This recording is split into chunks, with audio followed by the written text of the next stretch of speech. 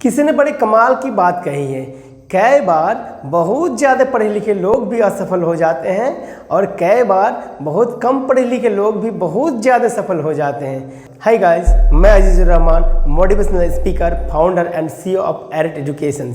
क्या आप जानते हैं कि इसके पीछे का कारण क्या है? तो चलिए आज इसी बात को समझते हैं। इस बात को समझने के लिए मैं आप सभी को एक छोटी सी कहानी सुनाता हूँ। इस कहानी को आप बहुत ही ध्यान से सुनिएगा और समझिएगा। एक बार की बात है, एक बहुत ही बड़ी जहाज कंपनी ने एक विशाल सा जहाज का निर्माण किया और उस जहाज को बनने में काफी ज्यादा समय, पैसा और इंजीनियर्स लगे हुए थे। अब जैसे ही इस जहाज को चालू होने की बारी आई तो ये जहाज हुआ यूं कि चालू ही नहीं हुआ। और जब इस जहाज कंपनी के मालिक को यह बताया गया कि इतने बड़े जहाज को बनाया तो लिया गया है बट यह जहाज चालू ही नहीं हो रहा है, तो जहाज कंपनी के मालिक ने बताया इसमें चिंता की कोई बात नहीं है, आप हमारे राज्य की सबसे महान इंजीनियर को इन्वाइट कीजिए और उनसे ही अपने जहाज को सुधारवा लीजिए।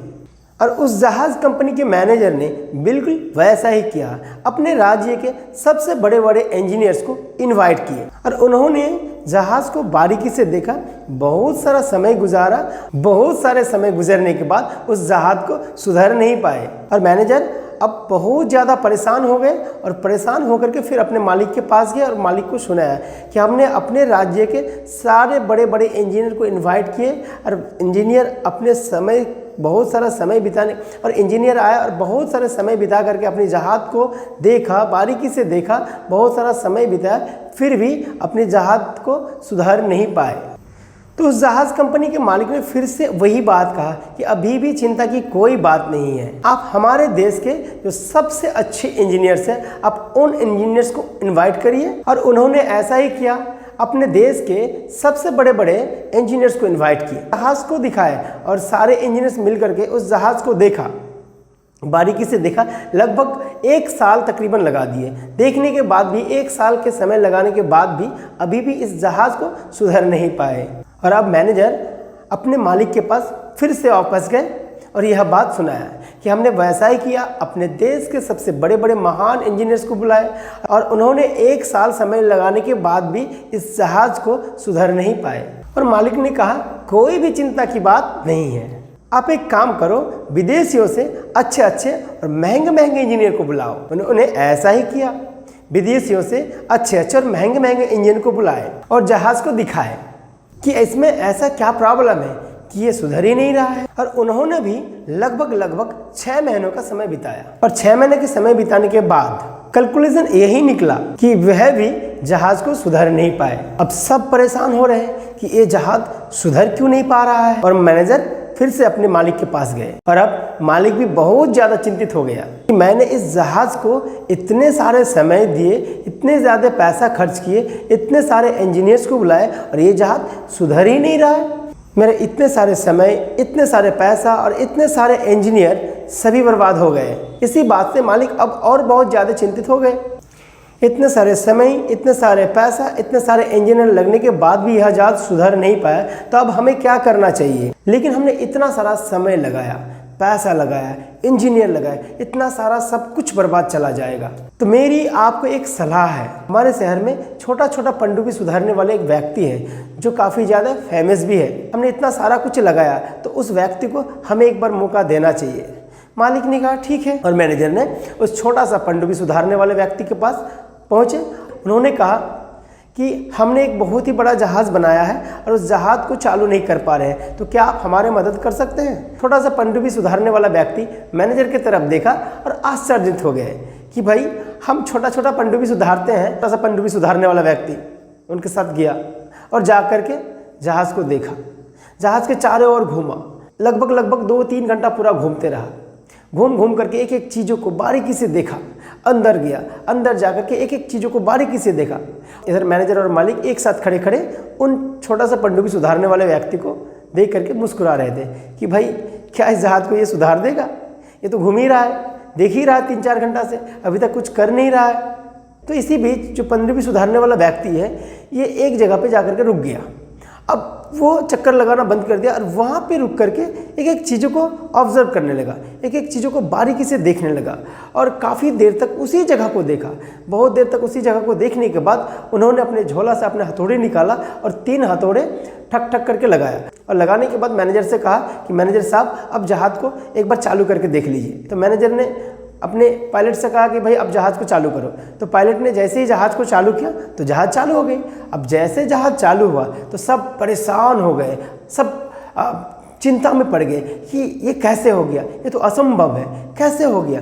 सब अंदर से मतलब एक खलबली हो गए कि भाई ये कैसे हो गया। इतने बड़े बड़े इंजीनियर आए, आकर के इस जहाज़ को सुधार नहीं पाए और ये छोटा सा पनडुब्बी सुधारने वाला व्यक्ति आया और 3 हथौड़ी लगाया और ये जहाज़ चालू हो गया।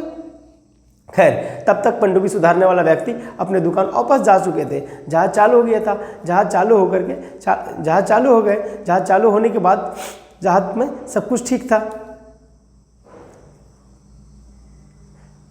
तो अब सब परेशान हो गए, परेशान होकर के उन पनडुब्बी सुधारने वाले व्यक्ति को घेर लिए कि भाई आपने कैसे समझा, क्या समझा, कैसे ठीक कर दिया।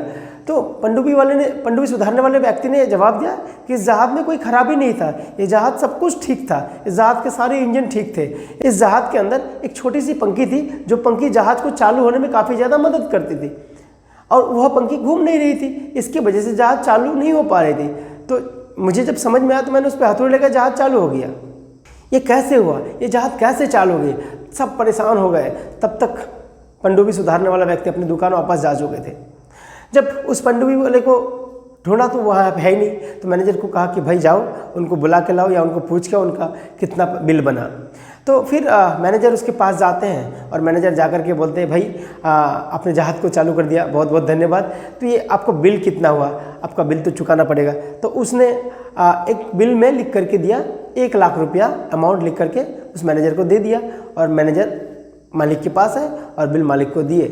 तो मालिक जैसे इस बिल को पढ़ा कि उसमें 1 लाख रुपया लिखा हुआ था तो मैनेजर थोड़ा आश्चर्य हो गए कि भाई क्या अजीब बात है, ये बंदा ने क्या किया, कुछ तो किया ही नहीं, तो 1 लाख बिल क्यों बनाया, कहाँ का किस चीज़ का 1 लाख का बिल है। उसने तो सिर्फ 3 हथौड़ी लगाए, 3 हथौड़ी लगाने का 1 लाख। चलो कोई बात नहीं, अगर उसके हिसाब से 1 लाख लगता है तो हम उन्हें 1 लाख ही देंगे, लेकिन उनको लिखित देना पड़ेगा, लिखित बताना पड़ेगा, लिखित रूप से कि उसने किस चीज़ के लिए 1 लाख रुपया चार्ज किया।